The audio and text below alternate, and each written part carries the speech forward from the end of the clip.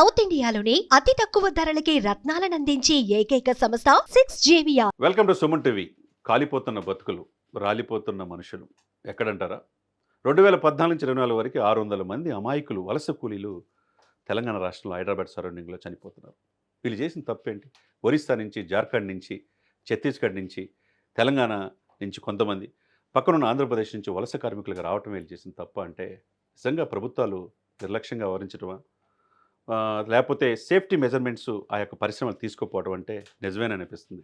ఎవరు చేసిన పాపానికి ఎవరు బలైపోతున్నారు? నిన్న అమాయకులు 20 మంది చనిపోయారు. 18 మంది చావు బతుకుల్లో ఉన్నారు. 15 మందిని ఐడెంటిఫై కాల.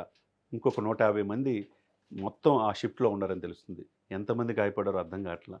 మాంసం ముద్దలుగా తయారైపోయాయి. DNA ద్వారా తప్పితే ఐడెంటిఫై చేయలేని పరిస్థితి. ఆర్తనాదాలు. ఎవరు చేసిన పాపం ఎవరికి? పారిశ్రామికీకరణ నేపథ్యంలో పరిశ్రమలకి లైసెన్స్లు ఇవ్వచ్చు, చేసుకోవచ్చు. జీడిమెట్ల ఇండస్ట్రీ కర్మాగారం కావచ్చు, శంషాబాద్ కావచ్చు, ఏదైనా కావచ్చు. నిన్న జరిగిన సంఘటన ఏదైతే హృదయ విదారకంగా ఉంది. హైదరాబాద్ అంత అభివృద్ధి చెందుతుంది, పరిశ్రమలు అన్నీ వస్తున్నాయి అనే సమయంలో ఇటువంటి అమాయకులైన మనుషులకి ప్రాణాలకి రక్షణ లేదా అనేది అందరి నోట వినపడుతున్న మాట. మైలవరంలో పారిశ్రామికలో సంగారెడ్డి జిల్లాలో నిన్న జరిగిన సంఘటన. సిగాచి రసాయన పరిశ్రమలో ఎవరు చేసిన తప్పుకి ఎవరు బలైపోవాలా? మాంసం ముద్దలుగా అయిన వాళ్ళ పరిస్థితి ఏంటి? 90% కాలిన వాళ్ళతో వాళ్ళు చూసుకుంటే వాళ్ళ శరీరం చూస్తే చాలా హృదయ విదారకంగా ఉంది. దీనికి కారణం ఎవరు? వెంటనే హైడ్రా అధికారులు ఎలర్ట్ అయ్యారు. తర్వాత సిఆర్పిఎఫ్ దళాలు కావచ్చు, మిగతా అన్నీ కూడా ముందుకొచ్చి ఫైర్ సిబ్బంది కావచ్చు ముందుకొచ్చి చివరి వరకు ప్రాణాలు కాపాడడానికి వాళ్ళు ప్రయత్నం చేశారు. వాళ్ళు ప్రయత్నం చేశారు. ఫైర్ సేఫ్టీ అధికారులు ఇచ్చిన నివేదికలో ఇందాక చెప్పినట్టుగా 2014 నుంచి 24 వరకు నిన్న జరిగిన ఇన్సిడెంట్ వరకు చనిపోయిన అమాయకులు 600 మంది పైన అంటే ఎంత దారుణమైన పరిస్థితి. అంటే మీరు పరిశ్రమలు పెట్టుకోవచ్చు, అవార్డులు సాధించవచ్చు, ఉపాధి కల్పించవచ్చు, మీరు డబ్బు సంపాదించవచ్చు.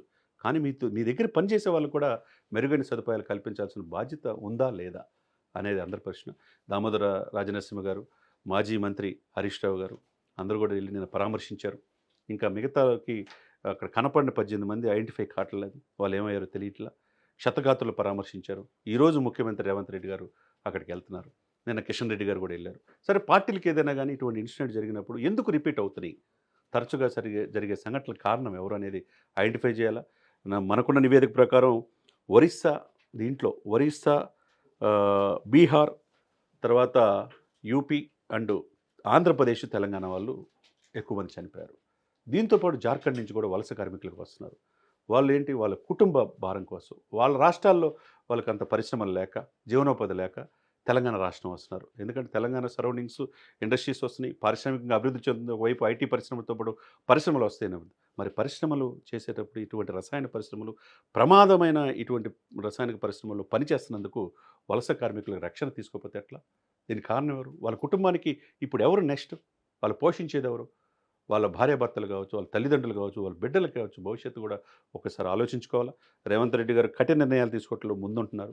అదేవిధంగా ఇటువంటి వీళ్ళు పరిశ్రమల నుంచి, సిగాచి రసాయన పరిశ్రమ నుంచి కూడా వాళ్ళ కుటుంబానికి మంచి అంటే నష్టపరిహారం చెల్లించాలి. కేంద్ర ప్రభుత్వం కూడా నష్టపరిహారం ఇస్తామని చెప్పింది నిన్న కిషన్ రెడ్డి ద్వారా. మరి రాష్ట్ర ప్రభుత్వం కూడా ఇవ్వాల్సిన ఆవశ్యకత ఉంది. ఇటువంటి మరలా రిపీట్ జరగకుండా. ఎందుకంటే ఇందాక నేను చెప్తున్నట్టు కాలిపోతున్న బతుకులు, రాలిపోతున్న మనుషులు, ఇది కాదు కదా మనం ఈ సమాజంలో చూడాల్సింది. ఇదే విధంగా ఏదైతే మైలారంలో జరిగిన ఈ సంఘటన రిపీట్ కాకుండా ఉండాలంటే అన్ని శాఖలు సమన్వయం చేసుకోవాలా. దీనికంటూ ఒక సిస్టమ్ ఒకటి ఏర్పాటు చేయాలా.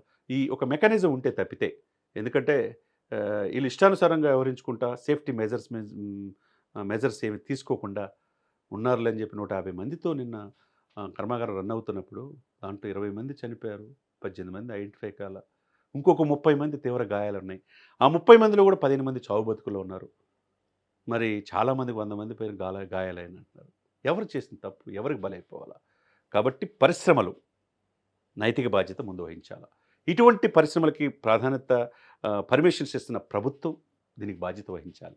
కాబట్టి సామాన్య మానవుడు అన్యాయంగా వాళ్ళు తెలిసి చనిపోవటం, 90% కాలిపోయినాయి అంటే ఒళ్ళంతా కాలిపోయి చనిపోతున్నాడు తెలిసి చనిపోవడం అంటే అది పెద్ద నరకం. కాబట్టి మొన్న ఇటీవలే విమాన ప్రమాదాలు అనేక మంది చనిపోయింది మనం చూసాం. 290 మంది మనుషుల ప్రాణాలు అంత ఇది కాదు. ఎవరు చేసిన తప్పుకి ఎవరు బలవటం అనేది కరెక్ట్ కాదు. కాబట్టి సేఫ్టీ మెజర్మెంట్స్ తీసుకోవాల్సిన అవసరం 100% ఉందనేది మేధావులు, విజ్ఞులు చెప్తున్నమాట.